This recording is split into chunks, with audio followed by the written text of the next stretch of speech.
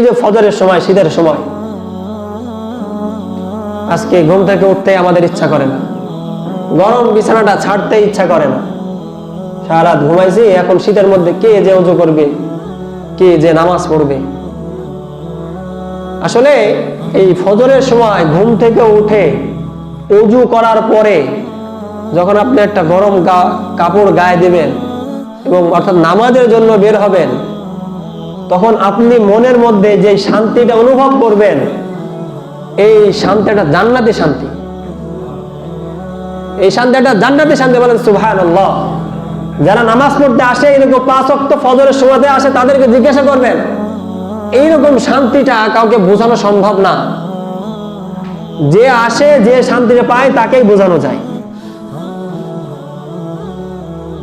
আজকে শক্তি থাকা সত্ত্বেও মসজিদের প্রথম কাতার দেখা যায় দাড়ি পাকা মুরব্বীরা, যুবক পোলাপানের তো কোনো খোঁজই থাকে না। তো মানসম্মান তো এখানে হারাই গেল। আপনার গায়ে শক্তি আছে, আপনার এখনো এমন না যে আপনি শীত লাগলে আপনার হাত পা কাঁপতে থাকবে, কিন্তু আল্লাহ তাআলা ভালোবেসে এই দুর্বল মানুষদেরকে মসজিদে পাঠান। যারা ঠান্ডা পানি দিয়ে ওযু করতে গেলে যাদের কাশি শুরু হয়, যারা ঠান্ডা পানিতে হাত দিলে যাদের নিঃশ্বাস নিতে সমস্যা হয়, নিঃশ্বাসের সমস্যা হয়ে যায়, কিন্তু আল্লাহ তাআলা আমাদের যাদেরকে সুস্থ রাখছেন, তারা মসজিদে আমাদের আসার সৌভাগ্য হয় না।